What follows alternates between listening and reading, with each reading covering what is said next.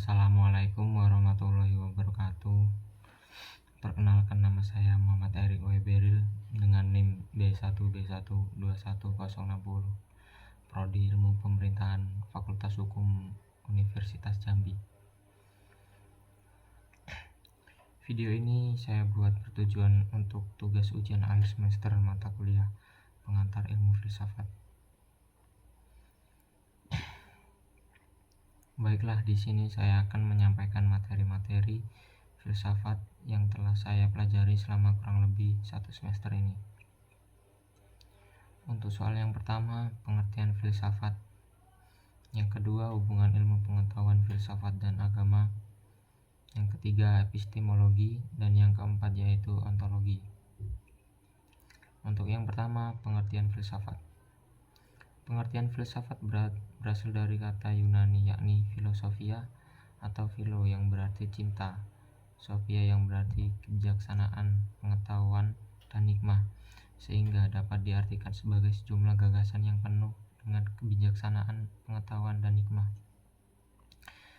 Filsafat adalah suatu ilmu pengetahuan yang menggunakan masalah umum yang mendasar mengenai berbagai persoalan. Ilmu tentang alam berasal dari filsafat yang membahas mengenai alam semesta, seperti ilmu biologi, fisika, kimia, dan geografi. Selain itu, filsafat juga membahas ilmu tentang manusia yang mendefinisikan sebagai individu ataupun masyarakat dari ilmu psikologi, sosiologi, dan ilmu politik. Menurut Aristoteles, filsafat adalah ilmu pengetahuan yang meliputi kebenaran yang terkandung di dalamnya. Ilmu-ilmu metafisika, logika, retorika, etika, ekonomi, politik, dan estetika. Adapun pengertian filsafat menurut beberapa para ahli. Menurut Plato, filsafat adalah ilmu pengetahuan yang berminat mencapai kebenaran yang asli. Menurut Immanuel Kant, filsafat adalah ilmu pengetahuan yang menjadi pokok dan pangkal dari segala pengetahuan yang tercakup di dalam beberapa persoalan. Di sini juga dijelaskan apa itu filsafat. Filsafat itu metode berpikir dan produk pemikiran. Jadi, di mana filsafat ini mengandung unsur bahwasanya filsafat itu metode berpikir. Dan di sini selanjutnya secara munculnya filsafat didasari 4 hal. Yang pertama ada sikap keheranan, yang kedua ada kesangsian, yang ketiga ada kesadaran dan akan keterbatasan, kemudian yang keempat ada manusia memiliki rasa kagum pada alam semesta dan seisinya.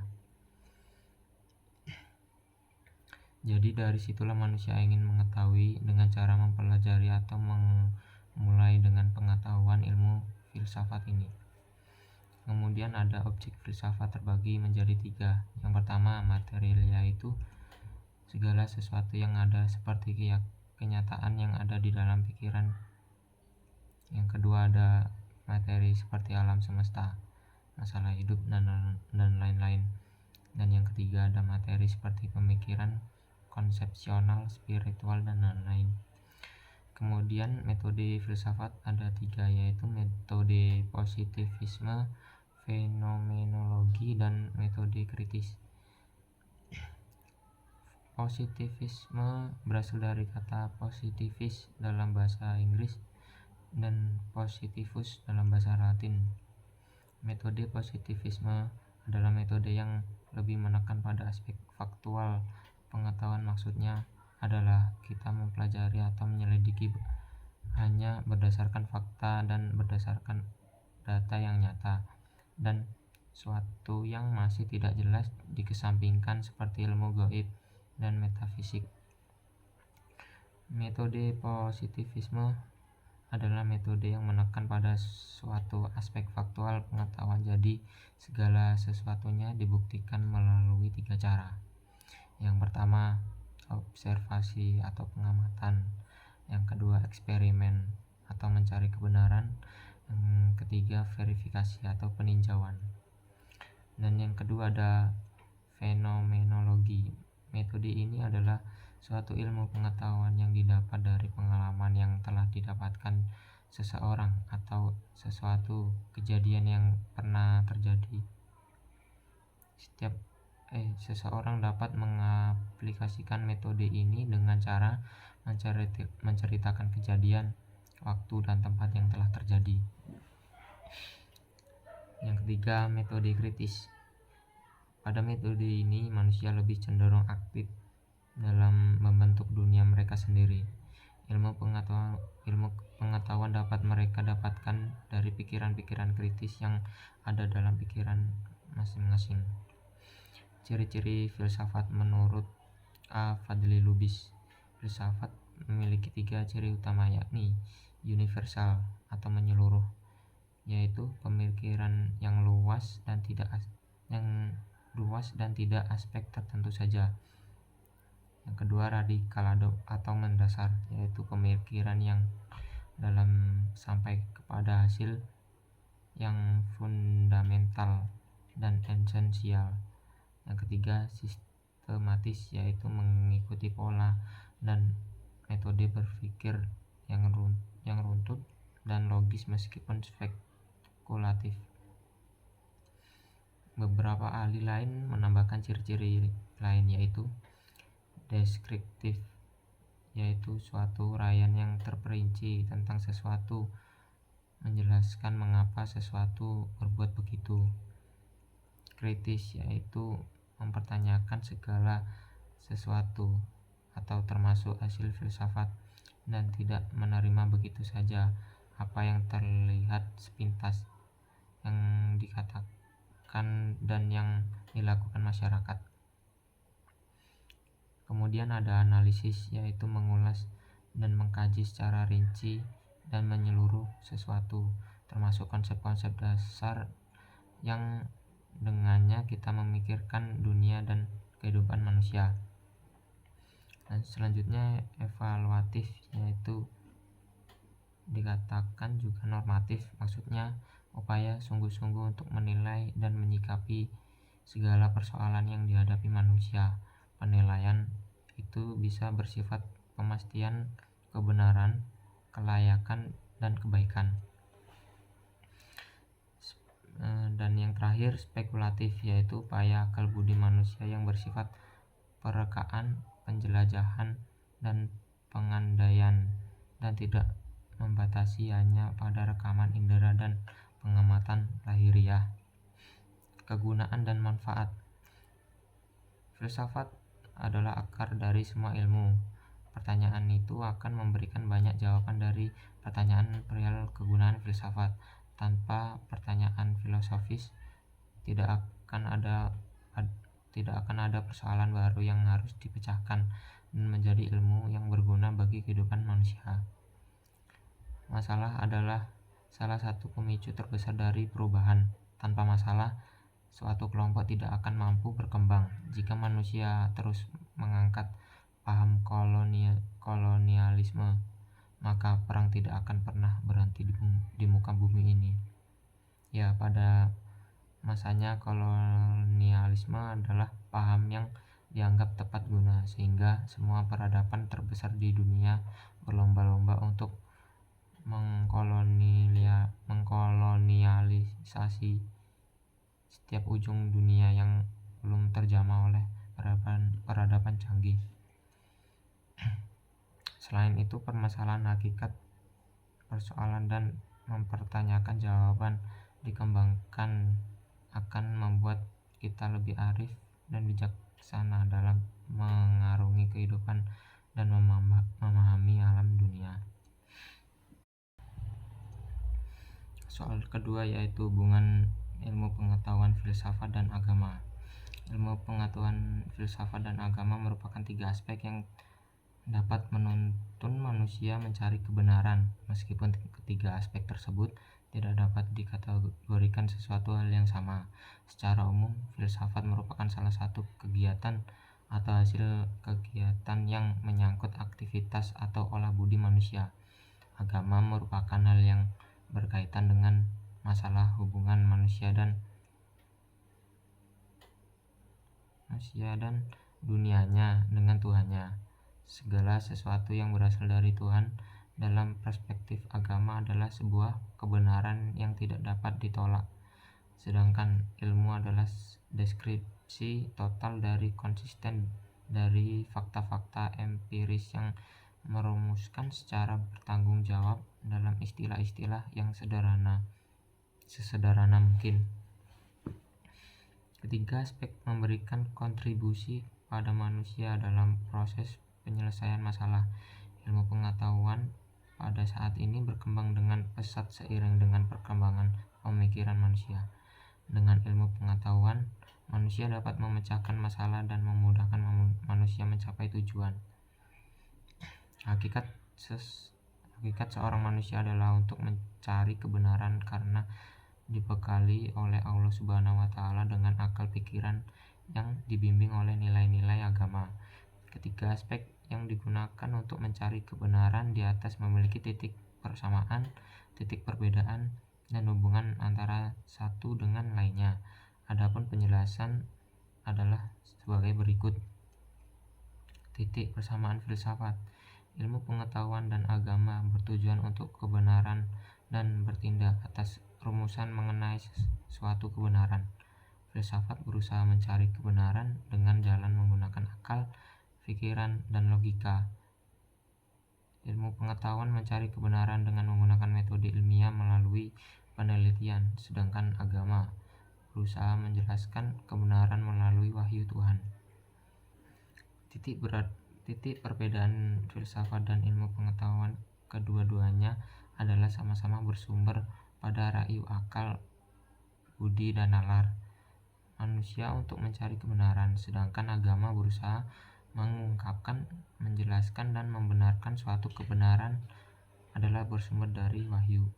Ilmu mencari kebenaran berdasarkan metode riset, pengalaman atau empiris, dan percobaan atau eksperimen, sedangkan manusia dalam mencari kebenaran terhadap agama itu dengan jalan atau mempertanyakan dalam upaya mencari kebenaran terhadap berbagai masalah dari kitab suci dan firman ilahi. Hubungan tidak semua permasalahan dapat dipecahkan oleh ilmu pengetahuan, karena ilmu pengetahuan yang terbatas subjek dan objeknya, dan terbatas juga oleh metodologinya. Kemudian permasalahan-permasalahan yang tidak terjawab oleh ilmu pengetahuan coba untuk ditanyakan oleh filsafat. Tidak semua masalah yang tidak atau belum terjawab oleh filsafat lantas dengan sendirinya dapat dijawab oleh agama. Agama hanya memberi jawaban tentang banyak persoalan asasi yang sama sekali tidak menjawab oleh ilmu pengetahuan dan filsafat. Agama diidentikan dengan kepercayaan, keyakinan, dan sesuatu yang menjadi anutan. Yang kedua, pengertian agama secara terminologis. Pengertian atau batasan tentang agama merupakan dasar untuk mempelajari agama, sehingga diperlukan kajian terlebih dahulu sebelum melakukan pengkajian aspek-aspek lainnya. Agama adalah tata aturan Tuhan yang berfungsi dan berperan mendorong, memberi arah, membimbing, dan isi serta warna perilaku orang yang berakal dan mengembangkan potensi-potensi dasar yang memiliki dan melaksanakan tugas-tugas hidupnya yang seimbang antara lahiriah dan batiniah dalam usahanya untuk memperoleh kesejahteraan hidup di dunia dan bekal kebahagiaan hidup di akhirat kelak. Peran filsafat dan agama adalah meluruskan filsafat yang spekulatif kebenaran mutlak yang ada pada agama. Peran filsafat terhadap agama adalah membantu keyakinan manusia terhadap kebenaran mutlak itu dengan pemikiran yang kritis dan logis. Yang ketiga yaitu epistemologi. Epistemologi merupakan kata gabungan yang diangkat dari dua kata dalam bahasa Yunani, yaitu episteme dan logos. Episteme berarti pengetahuan atau kebenaran, dan logos berarti pemikiran, kata atau teori. Dengan demikian, epistemologi dapat diartikan sebagai pengetahuan sistematik mengenai pengetahuan. Epistemologi dapat juga diartikan sebagai teori pengetahuan yang benar atau theory of knowledge. Epistemologi adalah cabang filsafat yang membicarakan tentang asal-muasal, sumber, metode, struktur, dan validitas atau kebenaran pengetahuan. Secara historis, istilah epistemologi digunakan pertama kali oleh J. F. Ferrier untuk membedakan kedua cabang filsafat, epistemologi dan ontologi. Sebagai subsistem filsafat, epistemologi ternyata menyimpan misteri, pemaknaan, atau pengertian yang tidak mudah dipahami. Pengertian epistemologi ini cukup menjadi perhatian para ahli, tetapi mereka memiliki sudut pandang yang berbeda ketika mengungkapkannya, sehingga dapat didapatkan pengertian yang berbeda-beda, bukan saja pada redaksinya, melainkan juga pada substansi persoalannya. Istilah epistemologi dipakai pertama kali oleh J. F. Ferrier untuk membedakannya dengan cabang filsafat lainnya, yaitu ontologi. Filsafat pengetahuan epistemologi merupakan salah satu cabang filsafat yang mempersoalkan masalah hakikat pengetahuan. Epistemologi merupakan bagian dari filsafat yang membicarakan tentang terjadinya pengetahuan, sumber pengetahuan, asal mula pengetahuan, batas-batas, sifat-sifat, dan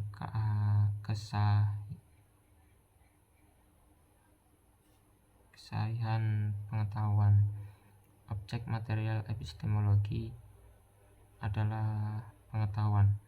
Objek formal epistemologi adalah hakikat pengetahuan. Aspek epistemologi merupakan aspek yang membahas tentang sebuah pengetahuan filsafat. Aspek ini membahas bagaimana cara kita mencari pengetahuan dan seperti apa pengetahuan tersebut. Dalam aspek epistemologi ini terdapat beberapa logika, yaitu analogi, silogisme, premis mayor, dan premis minor. Dan yang terakhir adalah ontologi. Kata ontologi berdasarkan perkataan Yunani, yaitu ontos, being, dan logos, logic.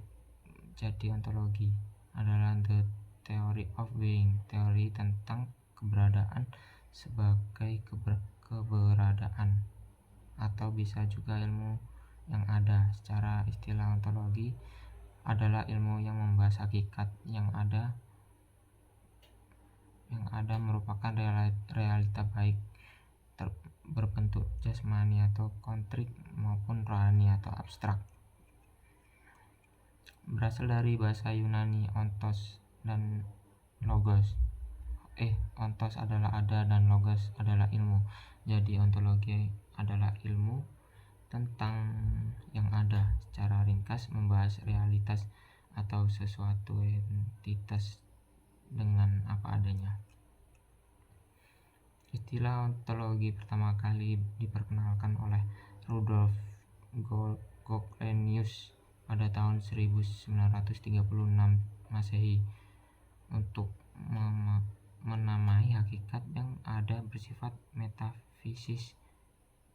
Dalam perkembangan Christian Wolff 1679 sampai 1754 membagi metafisika menjadi dua, yaitu metafisika umum dan khusus. Metafisika umum adalah istilah lain dari ontologi. Dengan demikian, metafisika atau ontologi adalah cabang filsafat yang membahas tentang prinsip yang paling dasar atau paling dalam dari segala sesuatu yang ada. Sedangkan metafisika khusus masih terbagi menjadi kosmologi, psikologi, dan teologi. Ontologi membahas tentang yang ada, yang tidak terikat oleh satu perwujudan tertentu. Dalam kaitan dengan ilmu, aspek ontologis mempertahankan tentang objek yang ditelaah oleh ilmu. Secara ontologi, ilmu membatasi lingkungan penelahan keilmuannya hanya pada daerah yang berada dalam jangkauan pengalaman manusia dan terbatas pada hal yang sesuatu dengan akal manusia. Dalam rumusan Lorenz Bagus, ontologi adalah hakikat yang ada, yang merupakan asumsi dasar bagi apa yang dimaksud dengan kenyataan dan kebenaran.